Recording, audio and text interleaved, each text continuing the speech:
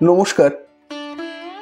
সাহিত্যের মণিমাণিক্যগুলি অনুষ্ঠানে গল্প বলার কথক ঠাকুর অডিও বুক ইউটিউব চ্যানেলে আজ শোনাব আমাদের প্রাণের লেখক বিভূতিভূষণ বন্দ্যোপাধ্যায় রচিত ছোট গল্প পুঁই মাচা।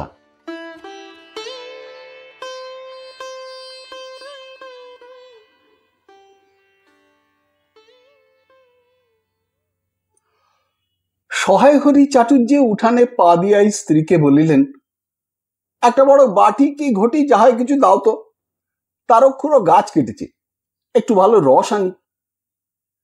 স্ত্রী অন্নপূর্ণা খড়ের রান্নাঘরের দাওয়ায় বসিয়া শীতকালের সকালবেলা নারিকেল তেলের বোতলে ঝাঁটার কাটি পুরিয়া 2 আঙুলের সাহায্যে ঝাঁটার কাটি লগ্ন জমানো তৈলটুকু সংগ্রহ করিয়া চুলে মাখাইতেছিলেন। স্বামীকে দেখিয়া তাড়াতাড়ি গায়ের কাপড় একটু টানিয়া দিলেন মাত্র, কিন্তু বাটি কি ঘটি বাহির করিয়া দিবার জন্য বিন্দুমাত্র আগ্রহ তো দেখাইলেনই না, এমনকি বিশেষ কোনো কথাও বলিলেন না। সহায় হরি অগ্রবর্তী হইয়া বলিলেন, কি হয়েছে, বসে রইলে যে, তাও না একটা ঘটি। খেলতে টেলতে সব কোথায় গেল এরা? তুমি তেল মেখে বুঝি ছোঁবে না? অন্নপূর্ণা তেলের বোতলটি সরাইয়া স্বামীর দিকে খানিকক্ষণ চাহিয়া রহিলেন, পরে অত্যন্ত শান্ত সুরে জিজ্ঞাসা করিলেন, তুমি মনে মনে কি ঠাউরেছ বলতে পারো? স্ত্রীর অতিরিক্ত রকমের শান্ত সুরে সহায় হরির মনে ভীতির সঞ্চার হইল। ইহা যে ঝড়ের অব্যবহিত পূর্বের আকাশের স্থির ভাব মাত্র, তাহা বুঝিয়া তিনি মরিয়া হইয়া ঝড়ের প্রতীক্ষায় রহিলেন। একটু আমতা আমতা করিয়া কহিলেন, কেন, কি আবার কি? অন্নপূর্ণা পূর্বাপেক্ষাও শান্ত সুরে বলিলেন, দেখো, রঙ্গ করো না বলছি, ন্যাকামি করতে হয় অন্য সময় করো। তুমি কিছু জানো না নাকি খোঁজ রাখো না? অত বড় মেয়ে যার ঘরে, সে মাছ ধরে আর রস খেয়ে দিন কাটায় কি করে তা বলতে পারো? গায়ে কি গুজব রটেছে জানো? সহায় হরি আশ্চর্য হইয়া জিজ্ঞাসা করিলেন, কেন, কি গুজব? কি গুজব জিজ্ঞাসা করো গিয়ে চৌধুরীদের বাড়ি? কেবল বাগদি দুলে পাড়ায় ঘুরে ঘুরে জন্ম কাটালে ভদ্রলোকের গায়ে বাস করা যায় না। সমাজে থাকতে হলে সেই রকম মেনে চলতে হয়। সহায় হরি বিস্মিত হইয়া কি বলিতে যাইতেছিলেন, অন্নপূর্ণা পূর্ববৎ সুরেই পুনর্বার বলিয়া উঠিলেন, এক ঘরে করবে গো তোমাকে, এক ঘরে করবে। কাল চৌধুরীদের চণ্ডী মণ্ডপে সব কথা হয়েছে। আমাদের হাতে ছোঁয়া জল আর কেউ খাবে না। আশীর্বাদ হয়ে মেয়ের বিয়ে হলো না, ও নাকি উচ্ছুগ্য করা মেয়ে। গায়ের কোনো কাজে তোমাকে আর কেউ যেতে বলবে না। যাও, ভালোই হয়েছে তোমার, এখন গিয়ে দুলে বাড়ি বাগদি বাড়ি উঠে বসে দিন কাটাও। সহায় হরি তাচ্ছিল্যের ভাব প্রকাশ করিয়া বলিলেন, এই আমি বলি না জানি কি ব্যাপার, এক ঘরে সবাই এক ঘরে করেছেন, এবার বাকি আছেন কালীময় ঠাকুর। ও! অন্নপূর্ণা তেলে বেগুনে জ্বলিয়া উঠিলেন, কেন, তোমাকে এক ঘরে করতে বেশি কিছু লাগে নাকি? তুমি কি সমাজের মাথা না একজন মাতব্বর লোক? চাল নেই, চুলো নেই, এক কড়ার মুরদ নেই, চৌধুরীরা তোমায় এক ঘরে করবে তার এমন কঠিন কথা কি? আর সত্যিই তো, এদিকে ধাড়ি মেয়ে হয়ে উঠল। হঠাৎ স্বর নামাইয়া বলিলেন, হলো যে 15 বছরের, বাইরে কমিয়ে বেড়ালে কি হবে, লোকের চোখ নেই? পুনরায় গলা উঠাইয়া বলিলেন, না বিয়ে দেবার গা, না কিছু, আমি কি যাব পাত্র ঠিক করতে? সশরীরে যতক্ষণ স্ত্রীর সম্মুখে বর্তমান থাকিবেন, স্ত্রীর গলার সুর ততক্ষণ কমিবার কোনো সম্ভাবনা নাই বুঝিয়া সহায় হরি দাওয়া হইতে তাড়াতাড়ি একটি কাঁসার বাটি উঠাইয়া লইয়া খিড়কি দুয়ার লক্ষ্য করিয়া যাত্রা করিলেন। কিন্তু খিড়কি দুয়ারের একটু এদিকে কি দেখিয়া হঠাৎ থামিয়া গেলেন এবং আনন্দপূর্ণ স্বরে বলিয়া উঠিলেন, এসব কি রে খেন্তিমা, এসব কোথা থেকে আনলি? ও, এ যে 14-15 বছরের একটি মেয়ে আর 2টি ছোট ছোট মেয়ে পিছনে লইয়া বাড়ি ঢুকিল। তাহার হাতে এক বোঝা পুঁই শাক, ডাঁটাগুলি মোটা ও হলদে হলদে। চেহারা দেখিয়া মনে হয় কাহারা পাকা পুঁই গাছ উপড়াইয়া ফেলিয়া উঠানের জঙ্গল তুলিয়া দিতেছিল। মেয়েটি তাহাদের উঠানের জঞ্জাল প্রাণপণে তুলিয়া আনিয়াছে। ছোট মেয়ে দুটির মধ্যে একজনের হাত খালি, অপরটির হাতে গোটা 2-3 পুঁই পাতা জড়ানো কোনো দ্রব্য। বড় মেয়েটি খুব লম্বা, গোলগাল চেহারা, মাথার চুলগুলো রুক্ষ ও অগোছালো, বাতাসে উড়িতেছে। মুখখানা খুব বড়, চোখ দুটা ডাগর ডাগর ও শান্ত। সরু সরু কাঁচের চুড়িগুলা 2 পয়সা ডজনের একটি সেফটি পিন দিয়া একত্র করিয়া আটকানো। পিনটার বয়স খুঁজিতে যাইলে প্রাগৈতিহাসিক যুগে গিয়া পড়িতে হয়। এই বড় মেয়েটির নামই বোধহয় খেন্তি, কারণ সে তাড়াতাড়ি পিছন ফিরিয়া তাহার পশ্চাৎবর্তিনীর হাত হইতে পুঁই পাতা জড়ানো দ্রব্যটি লইয়া মেলিয়া ধরিয়া বলিল, চিংড়ি মাছ বাবা, গয়াখুড়ির কাছ থেকে রাস্তায় নিলাম, দিতে চায় না, বলে তোমার বাবার কাছে আর দিনকার ধরুন 2 পয়সা বাকি আছে। আমি বললাম, দাও গয়া পিসি, আমার বাবা কি তোমার 2 পয়সা নিয়ে পালিয়ে যাবে? আর এই পুঁই শাকগুলো ঘাটের ধারে রায় কাকা বললে, নিয়ে যা, কেমন মোটা মোটা। অন্নপূর্ণার দাওয়া হইতে অত্যন্ত ঝাঁঝের সহিত চিৎকার করিয়া উঠিলেন, নিয়ে যা। আহা, কি অমর্ত্যই তোমাকে তারা দিয়েছে, পাতা পুঁইডাটা কাঠ হয়ে গিয়েছে, 2 দিন পরে ফেলে দিত, নিয়ে যা। অরুণী তখন আগাছা উঠিয়ে নিয়ে এসেছেন, ভালোই হয়েছে, তাদের আর নিজেদের কষ্ট করে কাটতে হলো না। যত পাথুরে বোকা সব মরতে আসে আমার ঘাড়ি। ধাড়ি মেয়ে, বলে দিয়েছি না তোমায়, বাড়ির বাইরে কোথাও পা দিও না। লজ্জা করে না এ পাড়া সে পাড়া করে বেড়াতে? বিয়ে হলে যে 4 ছেলের মা হতে, খাওয়ার নামে আর জ্ঞান থাকে না। না, কোথায় শাক, কোথায় বেগুন, আর একজন বেড়াচ্ছেন কোথায় রস, কোথায় ছাই, কোথায় পাঁশ। ফেল বলছি ওসব, ফেল। মেয়েটি শান্ত অথচ ভয় মিশ্রিত দৃষ্টিতে মার দিকে চাহিয়া হাতের বাঁধন আলগা করিয়া দিল। পুঁই শাকের বোঝা মাটিতে পড়িয়া গেল। অন্নপূর্ণা বকিয়া চলিলেন, যা তো রাধি, ও আপদগুলো টেনে খিড়কির পুকুরের ধারে ফেলে দিয়া তো যা। ফের যদি বাড়ির বার হতে দেখেছি, তবে ঠ্যাং যদি খোঁড়া না করি তো। বোঝা মাটিতে পড়িয়া গিয়াছিল। ছোট মেয়েটি কলের পুতুলের মতন সেগুলি তুলিয়া লইয়া খিড়কি অভিমুখে চলিল, কিন্তু ছোট মেয়ে অত বড় বোঝা আঁকড়াইতে পারিল না। অনেকগুলি ডাঁটা এদিকে ওদিকে ঝুলিতে ঝুলিতে চলিল। সহায় হরির ছেলেমেয়েরা তাহাদের মাকে অত্যন্ত ভয় করিত। সহায় হরি আমতা আমতা করিয়া বলিতে গেলেন, তা এনে যে ছেলে মানুষ খাবে বলে তুমি আবার বরং। পুঁই শাকের বোঝা লইয়া যাইতে যাইতে ছোট মেয়েটি ফিরিয়া দাঁড়াইয়া মার মুখের দিকে চাহিল। অন্নপূর্ণা তাহার দিকে চাহিয়া বলিলেন, না না, নিয়ে যা, যা, খেতে হবে না। মেয়ে মানুষের আবার অত নোলা কিসের? এক পাড়া থেকে আর এক পাড়ায় নিয়ে আসবে 2 পাকা পুঁই শাক ভিক্ষে করে। যা যা, তুই যা, দূর করে বনে দিয়ায়। সহায় হরি বড় মেয়ের মুখের দিকে চাহিলেন। তাহার চোখ দুটা জলে ভরিয়া আসিয়াছে। তার মনে বড় কষ্ট হইল, কিন্তু মেয়ের যতই সাধের জিনিস হোক, পুঁই শাকের পক্ষাবলম্বন করিয়া দুপুরবেলা স্ত্রীকে চটাইতে তিনি আদৌ সাহসী হইলেন না। নিঃশব্দে খিড়কি দোর দিয়া বাহির হইয়া গেলেন। বসিয়া রাঁধিতে রাঁধিতে বড় মেয়ের মুখের কাতর দৃষ্টি স্মরণে পড়িবার সঙ্গে সঙ্গে অন্নপূর্ণার মনে পড়িল, গত অরন্ধনের পূর্বদিন বাড়িতে পুঁই শাক রান্নার সময় খেন্তি আবদার করিয়া বলিয়াছিল, মা, অর্ধেকগুলো কিন্তু একা আমার, আর অর্ধেক সব মিলে তোমাদের। বাড়িতে কেহ ছিল না। তিনি নিজে গিয়া উঠানের ও খিড়কি দোরের আশেপাশে যে ডাঁটা পড়িয়াছিল সেগুলি কুড়াইয়া লইয়া আসিলেন। বাকিগুলা কুড়ানো যায় না, ডোবার ধারের ছাই গাদায় ফেলিয়া দিয়াছে। কুচো চিংড়ি দিয়া এই রূপে চুপি চুপি পুঁই শাকের তরকারি রাঁধিলেন। দুপুরবেলা খেন্তি পাতে পুঁই শাকের চচ্চড়ি দেখিয়া বিস্ময় ও আনন্দপূর্ণ ডাগর চোখে মায়ের দিকে ভয়ে ভয়ে চাহিল। দু একবার এদিকে ওদিকে ঘুরিয়া আসিতেই অন্নপূর্ণা দেখিলেন উক্ত পুঁই শাকের এক টুকরাও তাহার পাতে আর পড়িয়া নাই। পুঁই শাকের উপর তাহার এই মেয়েটির কিরূপ লোভ তাহা তিনি জানিতেন। জিজ্ঞাসা করিলেন, কি রে খেন্তি, আর একটু চচ্চড়ি দি? খেন্তি তৎক্ষণাৎ ঘাড় নাড়িয়া এই আনন্দজনক প্রস্তাব সমর্থন করিল। কি ভাবিয়া অন্নপূর্ণার চোখে জল আসিল। চাপিতে গিয়া তিনি চোখ উঁচু করিয়া চালের বাতায় গোঁজা ডালা হইতে শুকনা লঙ্কা পাড়িতে লাগিলেন।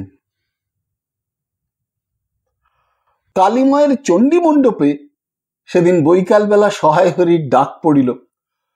সংক্ষিপ্ত ভূমিকা ফাঁদিবার পর কালীময় উত্তেজিত সুরে বলিলেন, সেসব দিন কি আর আছে ভায়া? এই ধরো কেষ্ট মুখুজ্জে, স্বভাব নইলে পাত্রে দেব না, স্বভাব নইলে পাত্রে দেব না করে কি কাণ্ডটাই না করলে। অবশেষে কিনা হরির ছেলেটাকে ধরে পড়ে মেয়ের বিয়ে দেয় তবে রক্ষে। তার কি স্বভাব? রাম বলো, 6-7 পুরুষে ভঙ্গ, 50 ক্ষত্রিয়। পরে সুর নরম করিয়া বলিলেন, তা সমাজে সেসব শাসনের দিন কি আর আছে? দিন দিন চলে যাচ্ছে। বেশি দূর যাই কেন, এই যে তোমার মেয়েটি 13 বছরের। সহায় হরি বাধা দিয়া বলিতে গেলেন, এই শ্রাবণে 13। আহা, 13 আর 16 তফাৎ কিসের শুনি? 13 আর 16 তফাৎটা কিসের? আর সে 13ই হোক, চাই 16ই হোক, চাই 50ই হোক, তাতে আমাদের দরকার নেই। সে তোমার হিসেব তোমার কাছে। কিন্তু পাত্তর আশীর্বাদ হয়ে গেল, তুমি বেঁকে বসলে কি জন্য শুনি? ও তো একরকম উচ্ছুক করা মেয়ে। আশীর্বাদ হওয়াও যা, বিয়ে হওয়াও তাই। 7 পাকের যা বাকি, এই তো। সমাজে বসে এসব কাজগুলো তুমি যে করবে আর আমরা যে বসে বসে দেখবো, এ তুমি মনে ভেবো না। সমাজের বামুনদের যদি জাত মারবার ইচ্ছে না থাকে, মেয়ের বিয়ের বন্দোবস্ত করে ফেলো। পাত্তর রাজপুতুর না হলে কি পাত্তর মেলে না? গরিব মানুষ দিতে থুতে পারবে না বলেই শ্রীমন্ত মজুমদারের ছেলেকে ঠিক করে দিলাম। লেখাপড়া নাই বা জানলে, জজ ম্যাজিস্ট্রেট না হলে কি মানুষ হয় না? দিদি বাড়ি, বাগান, পুকুর, শুনলাম এবার নাকি কুঁড়ির জমিতে 4টি আমন ধানও করেছে। ব্যাস রাজার হাল। 2 ভাইয়ের অভাব কি? ইতিহাসটা হইতেছে যে মণিগাঁয়ের উক্ত মজুমদার মহাশয়ের পুত্রটি কালীময়ী ঠিক করিয়া দেন। কেন কালীময় মাথা ব্যথা করিয়া সহায় হরি মেয়ের বিয়ের সম্বন্ধ মজুমদার মহাশয়ের ছেলের সঙ্গে ঠিক করিতে গেলেন, তাহার কারণ নির্দেশ করিতে যাইয়া কেহ কেহ বলেন যে কালীময় নাকি মজুমদার মহাশয়ের কাছে অনেক টাকা ধারেন, অনেক দিনের সুদ পর্যন্ত বাকি, শীঘ্র নালিশ হইবে, ইত্যাদি ইত্যাদি। এ গুজব যে শুধু অবান্তর তাহাই নহে, ইহার কোনো ভিত্তি আছে বলিয়াও মনে হয় না। ইহা দুষ্ট পক্ষের রটনা মাত্র।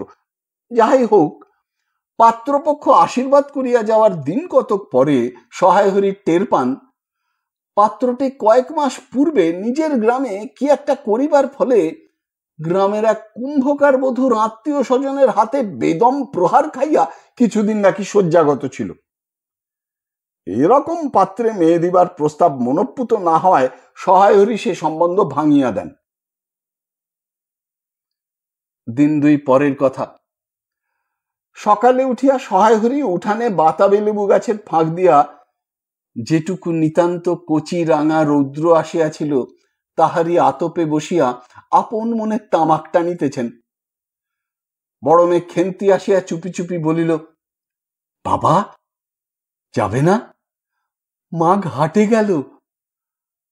সহায় হরি একবার বাড়ির পাশে ঘাটের পথের দিকে কি জানি কেন চাহিয়া দেখিলেন, পরে নিম্ন স্বরে বলিলেন, যা শিগগির শাবলখানা নিয়ে আয় দেখি। কথা শেষ করিয়া তিনি উৎকণ্ঠার সহিত জোরে জোরে তামাক টানিতে লাগিলেন এবং পুনরায় একবার কি জানি কেন খিড়কির দিকে সতর্ক দৃষ্টি নিক্ষেপ করিলেন। ইতিমধ্যে প্রকাণ্ড ভারী একটি লোহার শাবল 2 হাত দিয়া আঁকড়াইয়া ধরিয়া খেন্তি আসিয়া পড়িল। তৎপরে পিতা পুত্রীতে সন্তর্পণে সম্মুখের দরজা দিয়া বাহির হইয়া গেল। ইহাদের ভাব দেখিয়া মনে হইতেছিল ইহারা কাহারো ঘরে শীত দিবার উদ্দেশ্যে চলিয়াছে। অন্নপূর্ণা স্নান করিয়া সবে কাপড় ছাড়িয়া উনুন ধরাইবার জোগাড় করিতেছেন, মুখুজ্জে বাড়ির ছোট খুকি দুর্গা আসিয়া বলিল, খুড়িমা, মা বলে দিলে খুড়িমাকে বল মা ছোঁবে না। তুমি আমাদের নবান্নটা মেখে আর ঋতুর ঘটগুলো বার করে দিয়ে আসবে।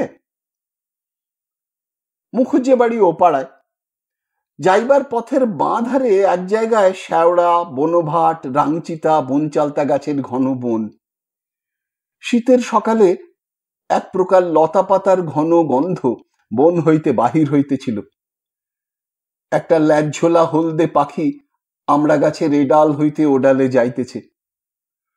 দুর্গা আঙুল দিয়া দেখাইয়া বলিল, খুড়িমা, খুড়িমা, ওই যে কেমন পাখিটা। পাখি দেখিতে গিয়া অন্নপূর্ণা কিন্তু আর একটা জিনিস লক্ষ্য করিলেন।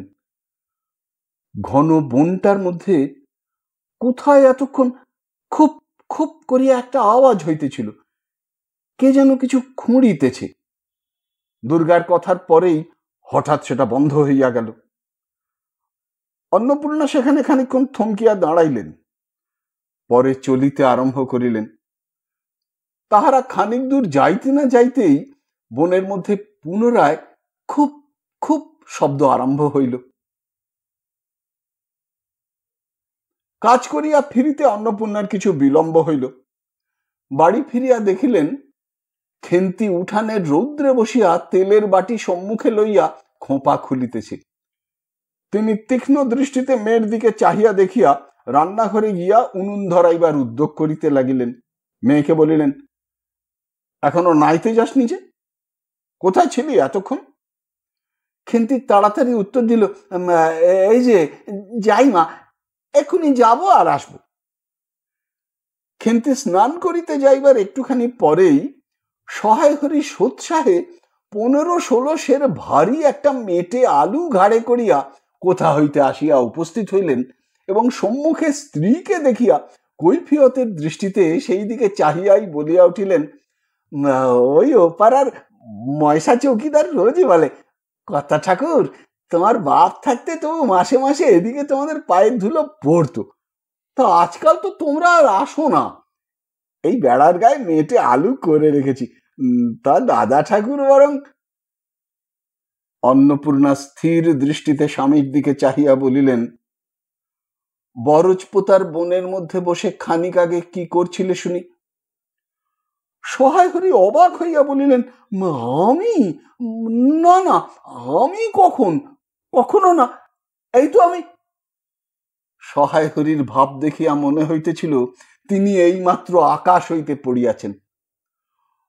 অন্নপূর্ণা পূর্বের মতোই স্থির দৃষ্টিতে স্বামীর দিকে চাহিয়া বলিলেন, চুরি তো করবেই, 3 কাল গিয়েছে, 1 কাল আছে, মিথ্যে কথাগুলো আর এখন বলো না।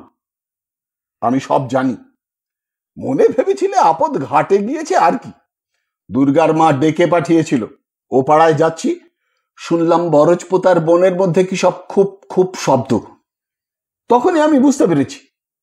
সাড়া পেয়ে শব্দ বন্ধ হয়ে গেল। যেই আবার খানিক দূর গেলাম, আবার দেখি শব্দ। তোমার তো ইহকালও নেই, পরকালও নেই, চুরি করতে, ডাকাতি করতে যা ইচ্ছে করো, কিন্তু মেয়েটাকে আবার এর মধ্যে নিয়ে গিয়ে ওর মাথা খাওয়া কিসের জন্য? সহায় হরি হাত নাড়িয়া বরজপোতায় তাহার উপস্থিতি থাকার বিরুদ্ধে কতকগুলি প্রমাণ উত্থাপন করিবার চেষ্টা করিতে গেলেন, কিন্তু স্ত্রীর চোখের দৃষ্টির সামনে তাহার বেশি কথাও জোগাইল না, বা কথিত উক্তিগুলির মধ্যে কোনো পূর্বাপর্ব সম্বন্ধ খুঁজিয়া পাওয়া গেল না। আধ ঘন্টা পরে খেলতি স্নান সারিয়া বাড়ি ঢুকিল। সম্মুখস্থ মেয়েটি আলুর দিকে একবার আর চোখে চাহিয়াই নিরীহ মুখে উঠানের আলনায় অত্যন্ত মনোযোগের সহিত কাপড় মেলিয়া দিতেছিল। অন্নপূর্ণা ডাকিলেন, খেন্তি, এদিকে একবার আয় তো, শুনে যা। মায়ের ডাক শুনিয়া খেন্তির মুখ শুকাইয়া গেল। সে ইতস্তত করিতে করিতে মার নিকটে আসিলে তিনি জিজ্ঞাসা করিলেন, এই মেটে আলুটা দুজনে মিলে তুলে এনেছিস না?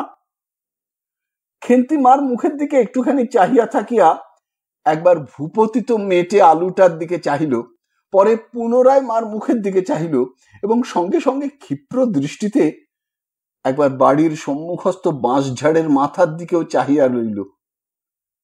তাহার কপালে বিন্দু বিন্দু ঘাম দেখা দিল, কিন্তু মুখ দিয়া কথা বাহির হইল না। অন্নপূর্ণা কড়া সুরে বলিলেন, কথা বলছিস না যে বড়? এই মেটে আলু তুই এনেছিস কিনা? খেন্তি বিপন্ন চোখে মার মুখের দিকেই চাহিয়াছিল। উত্তর দিল, হ্যাঁ। অন্নপূর্ণা তেলে বেগুনে জ্বলিয়া উঠে বলিলেন, পাজি, আজ তোমার পিঠে আমি আস্ত কাঠের চেলা ভাঙবো, তবে ছাড়বো। বরজপোতার বনে গিয়েছ মেটে আলু চুরি করতে? সমর্থ মেয়ে বিয়ের যোগ্যী হয়ে গেছে কোন কালে? সেই এক গলা বিজন বোন, তার মধ্যে দিন দুপুরে বাঘ লুকিয়ে থাকে, তার মধ্যে থেকে পরের আলু নিয়ে এলো তুলে। যদি গোসাইরা চৌকিদার ডেকে তোমায় ধরিয়ে দেয়, তোমার কোন শ্বশুর এসে তোমায় বাঁচাতো? আমার জোটে খাবো, না জোটে না খাবো, তা বলে পরের জিনিসে হাত? এ মেয়ে নিয়ে আমি কি করব মা? 2-3 দিন পরে একদিন বৈকালে ধুলা মাটি মাখা হাতে খেন্তি মাকে আসিয়া বলিল, মা, মা, দেখবে এসো। অন্নপূর্ণা গিয়া দেখিলেন, ভাঙা পাঁচিলের ধারে যে ছোট খোলা জমিতে কতকগুলা পাথরকুচি ও কন্টিকারির জঙ্গল হইয়াছিল, খেন্তি ছোট বোনটিকে লইয়া সেখানে মহা উৎসাহে তরকারির আওলাদ করিবার আয়োজন করিতেছে এবং ভবিষ্যম্ভাবী নানাবিধ কাল্পনিক ফলমূলের অগ্রদূত স্বরূপ বর্তমানে কেবল একটি মাত্র শীর্ণকায় পুঁই শাকের চারা কাপড়ের ফালির গ্রন্থিবন্ধনে বদ্ধ হইয়া ফাঁসি হইয়া যাওয়া আসামির মতন ঊর্ধ্বমুখে একখণ্ড শুষ্ক কঞ্চির গায়ে ঝুলিয়া রহিয়াছে। ফলমূলাদির অবশিষ্টগুলি আপাতত তার বরমের মস্তিষ্কের মধ্যে অবস্থিতি করিতেছে, দিনের আলোয় এখনো বাহির হয় নাই। অন্নপূর্ণা হাসিয়া বলিলেন, দূর পাগলি, এখন পুঁই ডাঁটার চারা পোঁতে কখনো? বর্ষাকালে পুঁততে হয়, এখন যে জল না পেয়ে মরে যাবে। খেন্তি বলিল, কেন, আমি রোজ জল ঢালবো। অন্নপূর্ণা বলিলেন, দেখ, হয়তো বেঁচে যেতেও পারে, আজকাল রাতে খুব শিশির হয়। খুব শীত পড়িয়াছে। সকালে উঠিয়া সহায় হরি দেখিলেন, তাহার 2 ছোট মেয়ে দোলাই গায়ে বাঁধিয়া রোদ উঠিবার প্রত্যাশায় উঠানের কাঁঠাল তলায় দাঁড়াইয়া আছে। একটা ভাঙা ঝুড়ি করিয়া খেন্তি শীতে কাঁপিতে কাঁপিতে মুখুজ্জে বাড়ি হইতে গোবর কুড়াইয়া আনিল। সহায় হরি বলিলেন, হ্যাঁ মা খেন্তি, তা সকালে উঠে জামাটা গায়ে দিতে তোর কি হয়? দেখ দেখি, এই শীত। আচ্ছা দিচ্ছি বাবা। কই শীত, তেমন তো। হ্যাঁ দে মা, এক্ষুনি দে, অসুখ বিসুখ 5 রকম হতে পারে, বুঝলি না। সহায় হরি বাহির হইয়া গেলেন। ভাবিতে ভাবিতে গেলেন, তিনি কি অনেক দিন মেয়ের মুখে ভালো করিয়া চাহেন নাই? খেন্তির মুখ এমন সুশ্রী হইয়া উঠিয়াছে।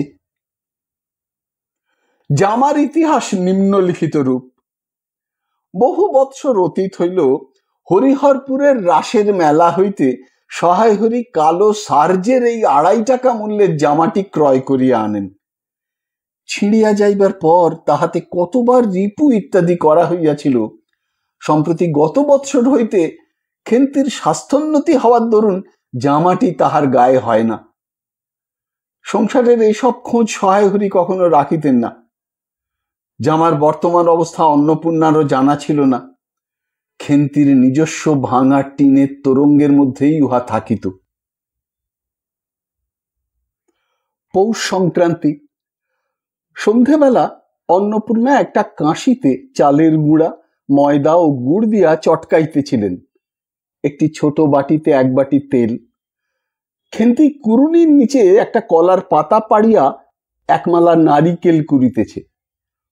অন্নপূর্ণা প্রথমে খেন্তির সাহায্য লইতে স্বীকৃত হন নাই, কারণ সে যেখানে সেখানে বসে, বনে বাদারে ঘুরিয়া বেড়ায়, তাহার কাপড় চোপড় শাস্ত্রসম্মত ও সূচি নহে। অবশেষে খেন্তি নিতান্ত ধরিয়া পড়ায় হাত পা ধোয়াইয়া ও শুদ্ধ কাপড় পরাইয়া তাহাকে বর্তমান পদে নিযুক্ত করিয়াছেন। ময়দার গোলা মাখা শেষ হইলে অন্নপূর্ণা উনুনে খোলা চাপাইতে যাইতেছেন। ছোট মেয়ে রাধা হঠাৎ ডান হাতখানা পাতিয়া বলিল, মা, ওই একটু। অন্নপূর্ণা বড় গামলাটা হইতে একটুখানি গোলা তুলিয়া লইয়া হাতের আঙুল পাঁচটি দ্বারা একটি বিশেষ মুদ্রা রচনা করিয়া সেটুকু রাধার প্রসারিত হাতের উপর দিলেন। মেজমে পুঁটি অমনি ডান হাতখানা কাপড়ে তাড়াতাড়ি মুছিয়া লইয়া মার সামনে পাতিয়া বলিল, মা, আমায়ও একটু। খেন্তি সূচি বস্ত্রে নারিকেল কুড়িতে কুড়িতে লুব্ধ নেত্রে মধ্যে মধ্যে এদিকে চাহিতেছিল। এ সময় খাইতে চাওয়ায় মা পাছে বকে, সেই ভয়ে চুপ করিয়া রহিল। অন্নপূর্ণা বলিলেন, দেখি নিয়ে আয় খেন্তি ওই নারকেলের মালাটা, ওতে তোর জন্য একটু রাখি। খেন্তি ক্ষিপ্র হস্তে নারিকেলের উপরের মালাখানা যাহাতে ফুটা নাই সেখানা সরাইয়া দিল। অন্নপূর্ণা তাহাতে একটু বেশি করিয়া গোলা ঢালিয়া দিলেন। মেজনে পুঁটি বলিল, জ্যাঠাইমারা অনেকখানি দুধ নিয়েছে, রাঙা দিদি ক্ষীর তৈরি করছিল, ওদের অনেক রকম হবে। খেন্তি মুখ তুলিয়া বলিল, এবেলা আবার হবে নাকি? ওরা তো ওবেলা ব্রাহ্মণ নেমন্তন্ন করেছিল সুরেশ কাকাকে আর ওপাড়ার তিনুর বাবাকে। ওবেলা তো পায়েস, ঝোলপুলি, মুগ তক্তি এইসব হয়েছে। পুঁটি জিজ্ঞাসা করিল, হ্যাঁ মা, ক্ষীর নইলে নাকি পাটিসাপটা হয় না? খেন্তি বলছিল, ক্ষীরের পুর না হলে কি আর পাটিসাপটা হয়? আমি বললাম, কেন, আমার মা তো শুধু নারকেলের ছাই দিয়ে করে, সেও তো কেমন লাগে। অন্নপূর্ণা বেগুনের বোঁটায় একটুখানি তেল লইয়া খোলায় মাখাইতে মাখাইতে প্রশ্নের সদুত্তর খুঁজিতে লাগিলেন। খেন্তি বলিল, খেদির ওইসব কথা, খেদির মা তো ভারী পিঠে করে কিনা, ক্ষীরের পুর দিয়ে ঘিয়ে ভাজলেই কি আর পিঠে হলো? সেদিন জামাই এলে ওদের বাড়ি দেখতে গেলুম কিনা, তাই খুড়িমা দুখানা পাটিসাপটা খেতে দিলে। ও মা, কেমন একটা ধরা ধরা গন্ধ। আর মার পিঠেতে কখনো কোনো গন্ধ পাওয়া যায়? পাটিসাপটায় ক্ষীর দিলে ছাই খেতে হয়। বেপরোয়া ভাবে উপরোক্ত উক্তি শেষ করিয়া খেন্তি মার চোখের দিকে চাহিয়া জিজ্ঞাসা করিল, মা, নারকোল কোড়া একটু নেব? অন্নপূর্ণা বলিলেন, নে, কিন্তু এখানে বসে খাসনি, মুখ থেকে পড়বে না কি হবে, যা ওইদিকে যা। খেন্তি নারকেলের মালায় এক থাবা কোড়া তুলিয়া লইয়া একটু দূরে গিয়া খাইতে লাগিল। মুখ যদি মনের দর্পণ স্বরূপ হয়, তবে খেন্তির মুখ দেখিয়া সন্দেহের কোনো কারণ থাকিতে পারিত না যে সে অত্যন্ত মানসিক তৃপ্তি অনুভব করিতেছে। ঘণ্টাখানেক পরে অন্নপূর্ণা বলিলেন, ওরে, তোরা সব এক এক টুকরো পাতা পেরে বসতো, গরম গরম দি। খেন্তি, জল দেওয়া ভাত আছে ও বেলার, বার করে নিয়ে আয়। খেন্তির নিকট অন্নপূর্ণার এই প্রস্তাব যে খুব মনঃপূত হইল না, তাহা তাহার মুখ দেখিয়া বোঝা গেল। পুঁটি বলিল, মা, বর্দি পিঠেই খাক, ভালোবাসি, ভাত বরং থাকুক, আমরা কাল সকালে খাবো।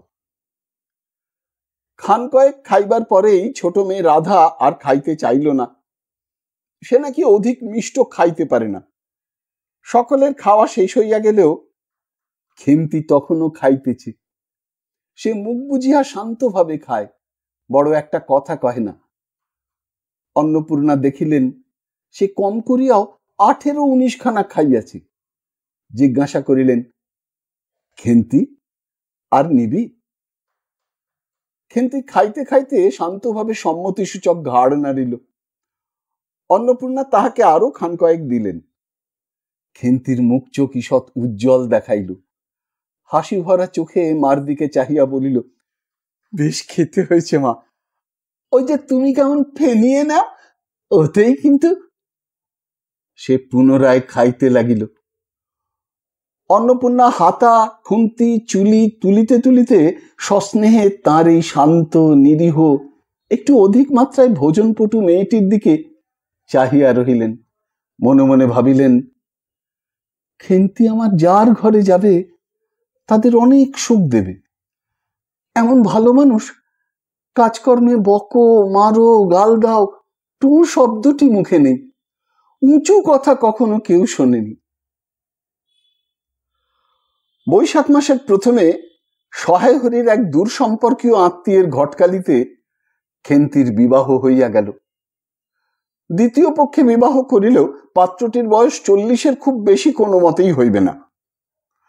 তবুও প্রথমে এখানে অন্নপূর্ণা আদৌ ইচ্ছুক ছিলেন না, কিন্তু পাত্রটি সঙ্গতিপন্ন, শহর অঞ্চলে বাড়ি, সিলেট চুন ও ইটের ব্যবসায় 2 পয়সা নাকি করিয়াছে।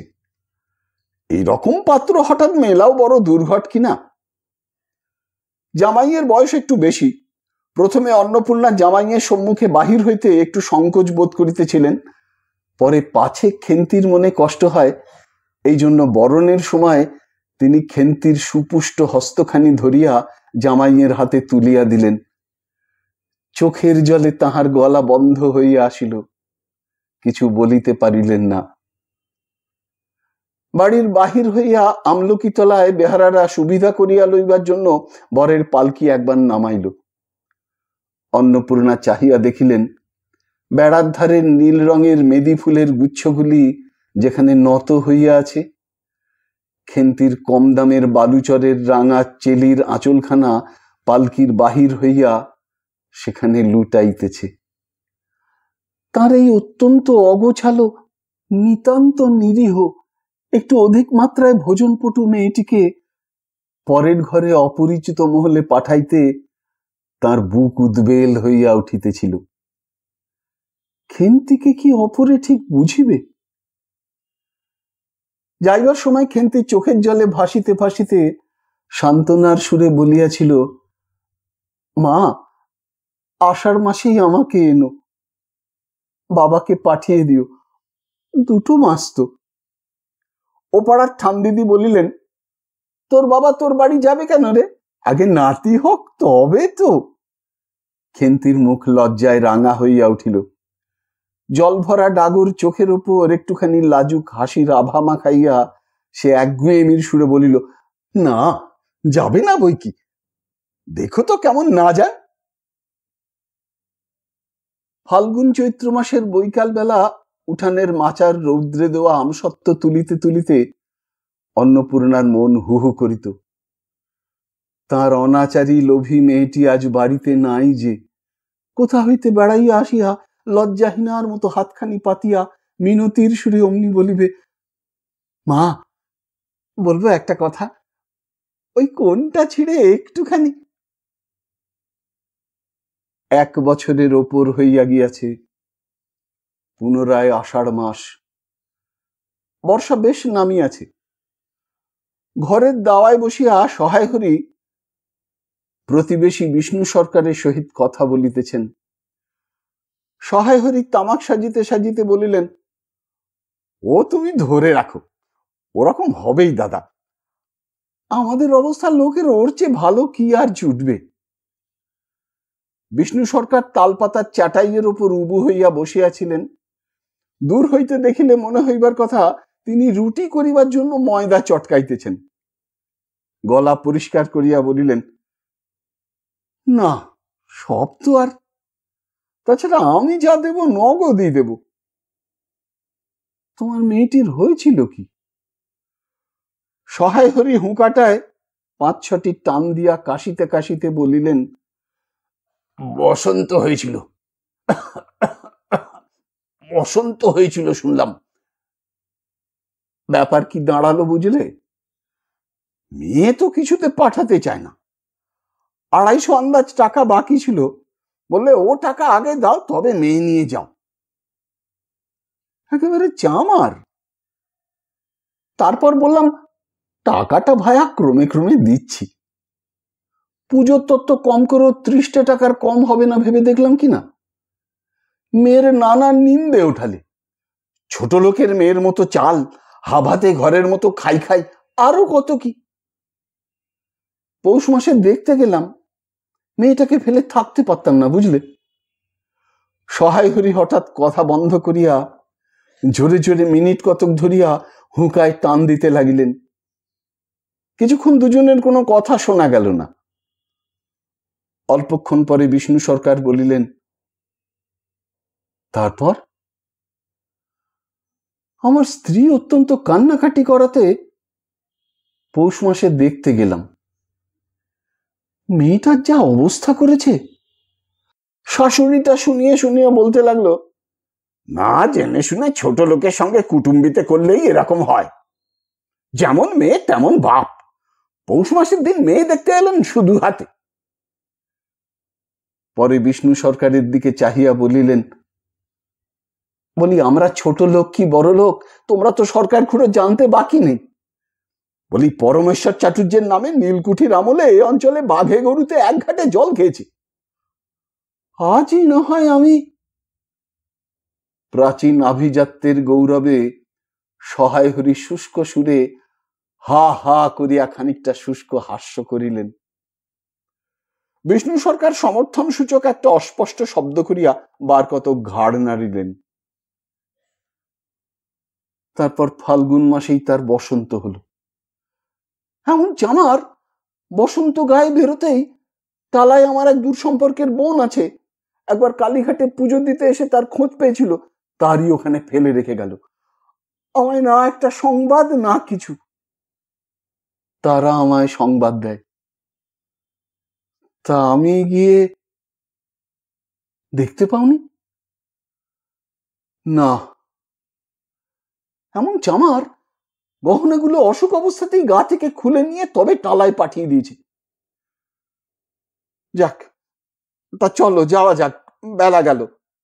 চার কি ঠিক করলে? পিঁপড়ের টোপে মুড়ির চার তো সুবিধের হবে না। তারপর কয়েক মাস কাটিয়া গিয়াছে। আজ আবার পৌষ পার্বণের দিন। এবার পৌষ মাসের শেষাশেষি এত শীত পড়িয়াছে যে অত্যন্ত বৃদ্ধ লোকেরাও বলা বলি করিতেছেন যে এরূপ শীত তাহারা কখনো জ্ঞানে দেখেন নাই। সন্ধ্যার সময় রান্নাঘরের মধ্যে বসিয়া অন্নপূর্ণা সরু চাকলি পিঠার জন্য চালের গুঁড়ার গোলা তৈয়ারি করিতেছেন। পুঁটি ও রাধি উনানের পাশে বসিয়া আগুন পোহাইতেছে। রাধি বলিতেছে, আর একটু জল দিতে হবে মা, অত ঘন করে ফেললে কেন? পুঁটি বলিল, আচ্ছা মা, ওতে একটু নুন দিলে হয় না? ও মা, দেখো মা, রাধির দোলাই কোথায় ঝুলছে, এক্ষুনি ধরে উঠবে। অন্নপূর্ণা বলিয়া উঠিলেন, সরে এসে বসো না, আগুনের ঘাড়ে গিয়ে না বসলে কি আগুন পোহানো হয় না? এইদিকে আয়। গোলা তৈয়ারি হইয়া গেল। খোলা আগুনে চড়াইয়া অন্নপূর্ণা গোলা ঢালিয়া মুচি দিয়া চাপিয়া ধরিলেন। দেখিতে দেখিতে মিঠে আঁচে পিঠা টোপরের মতো ফুলিয়া উঠিল। পুঁটি বলিল, মা দাও, প্রথম পিঠাখানা কানাচে সাড়া ষষ্ঠীকে ফেলে দিয়ে আসি। অন্নপূর্ণা বলিলেন, একা যাসনে, রাধিকে নিয়ে যা। খুব জ্যোৎস্না উঠিয়াছিল। বাড়ির পিছনে সাঁড়া গাছের ঝোপের মাথায় তেলাকুচো লতার থলো থলো সাদা ফুলের মধ্যে জ্যোৎস্না আটকিয়া রহিয়াছে। পুঁটি ও রাধি খিড়কি দোর খুলিতেই একটা শিয়াল শুকনো পাতায় খসখস শব্দ করিতে করিতে ঘন ঝোপের মধ্যে ছুটিয়া পলাইল। পুঁটি পিঠাখানা জোর করিয়া ছুঁড়িয়া ঝোপের মাথায় ফেলিয়া দিল। তাহার পর চারিধারের নির্জন বাঁশবনের নিস্তব্ধতায় ভয় পাইয়া ছেলে মানুষ পিছু হটিয়া আসিয়া খিড়কি দরজার মধ্যে ঢুকিয়া পড়িয়া তাড়াতাড়ি দ্বার বন্ধ করিয়া দিল। পুঁটি ও রাধি ফিরিয়া আসিলে অন্নপূর্ণা জিজ্ঞাসা করিলেন, দিলি? পুঁটি বলিল, হ্যাঁ মা, তুমি আর বছর যেখান থেকে নেবুর চারা তুলে এনেছিলে সেখানে ফেলে দিলাম। তারপর সে রাত্রে অনেকক্ষণ কাটিয়া গেল। পিঠে গড়া প্রায় শেষ হইয়া আসিয়াছে। রাতও তখন খুব বেশি।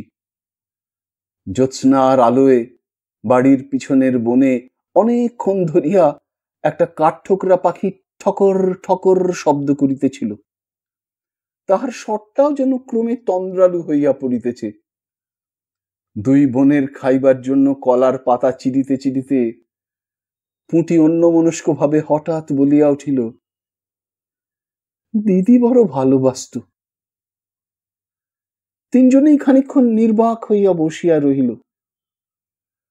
তাহার পর তাহাদের তিনজনেরই দৃষ্টি কেমন করিয়া আপনা আপনি উঠানের এক কোণে আবদ্ধ হইয়া পড়িল, যেখানে বাড়ির সেই লোভী মেয়েটির লোভের স্মৃতি পাতায় পাতায় শিরায় শিরায় জড়াইয়া তাহার কত সাধের নিজের হাতে পোঁতা পুঁই গাছটি মাচা জুড়িয়া বাড়িয়া উঠিয়াছে। বর্ষার জল ও কার্তিক মাসের শিশির লইয়া কচি কচি সবুজ ডগাগুলি মাচাতে সব ধরে নাই, মাচা হইতে বাহির হইয়া দুলিতেছে, সুপুষ্ট নধর প্রবর্ধমান জীবনের লাবণ্যে ভরপুর।